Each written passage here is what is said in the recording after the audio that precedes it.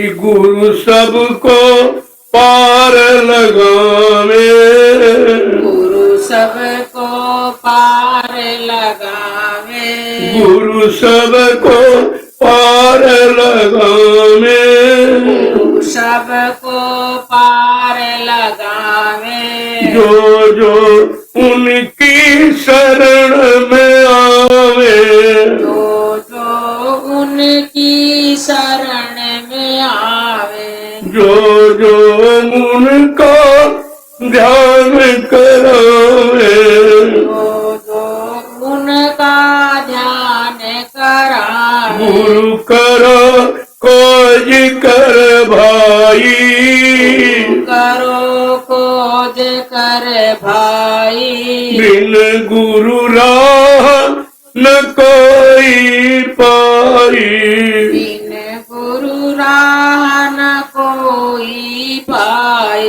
एक एक शब्द पर विचार कीजिए आप क्या कह रहे हैं। गुरु सबको पार लगा और यहाँ कोई पार नहीं लगा सकता। गुरु के लिए कहा न राम के लिए कहा न कृष्ण के लिए कहा, गुरु सबको पार लगा। राम को भी जो भी सम्मान मिला वो गुरु वशिष्ठ विश्वामित्र के द्वारा ही मिला। कृष्ण भगवान को जो सम्मान मिला वो भी गुरु के द्वारा। कम से कम सोचना चाहिए, अगर संदीपन गुरु न मिले होते तो कृष्ण को कोई नहीं कहता। ये गुरु की महिमा है।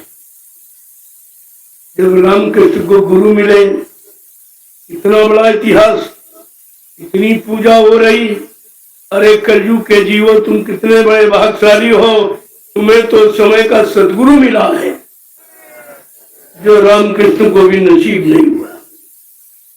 अगर तुम उनकी बात मान लो, उनके बताए रास्ते पर चल पड़ो, अपनी जीवात्मा का कल्याण करके घर पहुंच जाओ, तो सारी सृष्टि तुम्हारी पूजा करेगी। सारी जो चराचर में जितने भी सब तुम्हारी। जब सदगुरु का जीव मृत्यु मंडल से जाता है तो सारे मंडलों के अधिष्ठाता उसकी आरती करते, कहते धन्य है ये जीव जो आज अपने घर जा रहा है सदगुरु की कृपा से। वो बेचारे अपने अपने लोक में बैठकर उस लोक का तो शारीरिक सुख भोग रहे हैं, लेकिन उनकी जीवात्मा का कल्याण नहीं। वो भी बेचारे खाली रह गए कि उनको समय का सदगुरु नहीं मिला। इसीलिए तो कहा गया है कि ब्रह्मा जी ब्रह्मलोक का सुख आनंद उठा रहे, लेकिन उनकी जीवात्मा जगी नगर पहुंची। भगवान विष्णु विष्णु का सुख आनंद उठा रहे, उनकी जीवात्मा जगी नगर पहुंची। भगवान शिव शिवलोक का सुख आनंद उठा रहे, उनकी जीवात्मा जगी नगर पहुंची। भगवान राम साकेत लोक का सुख आनंद उठा रहे, उनकी जीवात्मा नगर पहुंची। भगवान कृष्ण गोलोक का सुख आनंद उठा रहे, उनकी जीवात्मा जगी नगर पहुंची। देवी देवता देवलोक का सुख आनंद उठा रहे, उनकी जीवात्मा जगी नगर पहुंची। क्योंकि जीवात्मा जगाने का अधिकार केवल संत सदगुरु को है, और वो कलयुग में आए, वो किसी युग में नहीं आए थे, इसलिए सब बेचारे खाली रह गए। कलयुग का युग कितना बड़ा भाग्यशाली है, लेकिन अब वो अपनी भाग्यशीलता पर ठोकर मार रहा है। उसको समझ ही नहीं आ रहा कि हम कहाँ हैं, हमारी क्या महिमा है। मतलब यानी अगर ये समझ में आ जाता तो कलयुग से नहीं जान युग जीवन का विश्वास। कलयुग के समान अच्छा युग जीवात्मा के कल्याण का कोई नहीं, लेकिन संत महापुरुषों पर विश्वास हो जाए। बात विश्वास की आती है।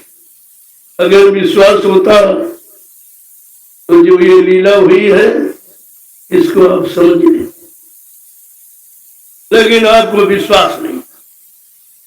ये विश्वास देखने के लिए लीला हुई, आज जरा हमने 60 साल पढ़ाया इनको, जरा कुछ परीक्षा लेके देखे कुछ पढ़ाना है कि नहीं, कुछ याद इनको है कि नहीं, मेरे वचन इनको याद है कि नहीं, मेरा सत्संग याद है कि नहीं, मेरे कार्यक्रमों की महिमा इनको मालूम है कि नहीं, मेरी दूरदर्शी व्यवस्था भूमि ज्योतिर्कार संगठन के परिवर्तन की नींव है, इसके बारे में इनको कोई होश है कि नहीं है।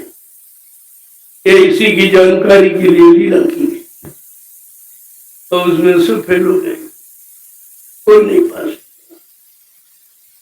कोई पास नहीं निकला, सब दूर चले गए और अब भी उनकी दूरी बढ़ती ही जाएगी।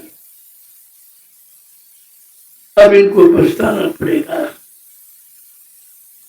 क्योंकि निरंतर समझाया भी जाता, और शक्तियां होती जो काल शक्ति होती तो मार काट के खरियाल कर देती।